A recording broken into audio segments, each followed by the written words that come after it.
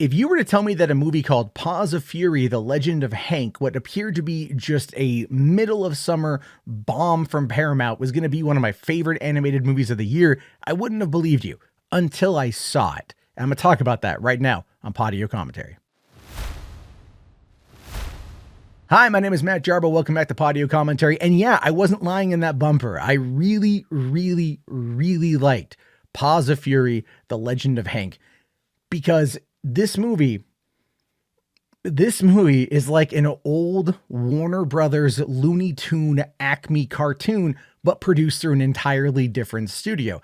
This movie feels like something that should have been made in the late 1970s, potentially something that would have been handled by a master craftsman of comedy like Mel Brooks and maybe Richard Pryor. But oh yeah, no, that's actually pretty much what happened. So if you don't know about this movie, let me just kind of lay the groundwork for you here. If you don't know about Paws of Fury, The Legend of Hank, let me fill you in. So it takes place in a very fictionalized version of Japan where only cats are allowed, dogs are outlawed, and everything else, all right? You've got Ricky Gervais as the bad guy who wants to take over a town. He sends in bandits to kind of run out the samurai, so the town now has no one there, and the shogun gets a call from the worried townsfolk saying, we need to bring somebody in and save the day, so they send in the dog, Hank, who's an outlaw who was going to be executed for simply, crossing the border illegally.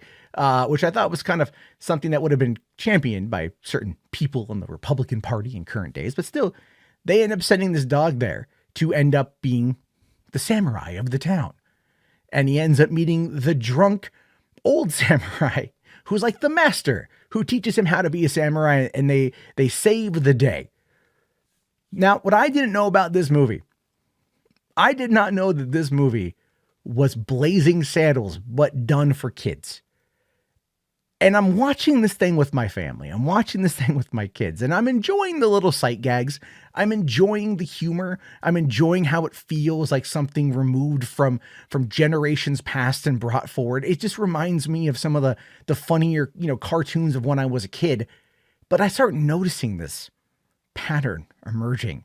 I start noticing these scenes that seem to be very similar and reminiscent, and I've seen them before. They're so familiar, but where do I know them from? And then, of course, Mel Brooks is the shogun. He's kind of an idiot. Right? Kind of like he's the mayor from a certain movie back from the 1970s. Blazing Saddles, right? I'm like, all right, kind of playing a little bit of that. And then I start thinking about it. I'm just like, wait a minute. Hank is a dog in a world of cats. He's got a yellow robe on. Or yellow kimono on. Who else wore an all yellow, suede Western suit? Sheriff Bart. They send him off to go get killed by the townfolk for being a dog, being different. And I'm like, I'm like, wait a minute here. Hold on a second, guys. This is starting to feel like they're kind of really ripping off Blazing Saddles here. And then, of course, when Hank is going to town, and the town is all excited that their new samurai is coming, and the little girl's on the roof. I look at my girlfriend and I'm just like, she's going to try to say that he's a dog.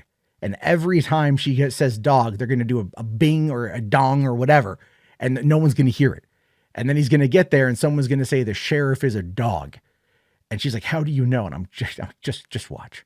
And it plays out, dude. It plays out. I'm like, they replaced the word dog, the N word for the word dog. I'm like, oh my God, it's Blazing Saddles. I'm like, oh my God. I'm like, it's Blazing Saddles for kids. Sam Jackson is straight up Gene Wilder's character. Ricky Gervais is Hedy Lamarr or Hedley Lamarr, right? I mean, like, they even got Sumo is Mongo, complete with the line of dialogue, Sumo is pawn in Game of Life. It's just like, oh my God, you guys, they even do like the fake town, and they do everything. It's Blazing Saddles for children, minus a couple of the better jokes, right? Like minus a couple of the better jokes, I think, but still. So I'm watching this movie and I'm like, this movie is so freaking Blazing Saddles. And then like, I'm joking about it on Twitter. And one of my listeners comes back and just says, yeah, it was originally being done under the title Blazing Samurais, and that actually makes a reference in the movie. And I was like, oh, holy crap. So they knew what they were doing. I mean, Mel Brooks is an executive producer on this movie. He's a voice of the Shogun. He is clearly reprising his role from the 1970 classic movie. One of my all-time favorite movies. I fundamentally adore Blazing Saddles. I love it. I love it so freaking much. It's like a perfect comedy in my opinion. And this movie like plays upon it in a way that is like inoffensive. It's not to say that it's offensive, because I mean, like, it's generationally speaking, you know what I mean? Like, Richard Pryor had a lot of input in the original Blazing Saddles script, you know, because he co-wrote it, and they dealt a lot with racial tension and everything else from back then. And this kind of does the same thing, but with cats and dogs. It does it in a very interesting way that has a really good message at the end of it. But it's Blazing Saddles. The only thing I was really hoping they were going to find a way to kind of, you know, to kind of bring in the whole "where the white women at" line, but they didn't, and I get why. It makes sense. I don't think there was a good way to do that, like that could fit in this kind of movie. But the thing is, though, I love it. I love it for that. I love it because of that. I love it that Mel Brooks was even given story credit. Richard Pryor was given story credit in this movie. For me, I've been dying for new Mel Brooks ever since Dracula Dead and Loving It, because that was his last directorial debut. And like, that movie just like wasn't his best work. Clearly coming off the excellent Robin Hood Men in Tights, we all wanted him to do like another Spaceballs or to tackle something else. This is like it's a spiritual reimagining of Blazing Saddles for a new generation, with the implicit express permission, endorsement, and participation from the master of comedy, the master of satire, the man that like, I love Mel Brooks. So on that level, I love this movie. It's just like on that front, like I can watch this with my kids in preparation to show them Mel Brooks movies.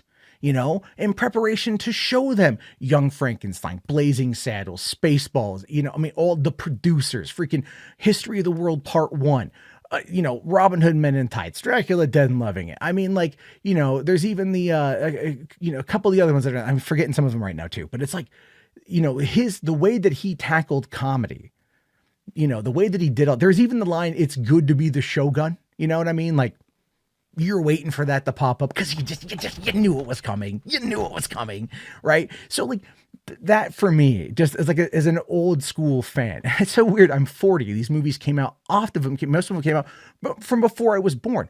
But like, you got to understand, guys. Like, I've seen Spaceballs so many times, I can quote the movie alongside of it if I'm watching it.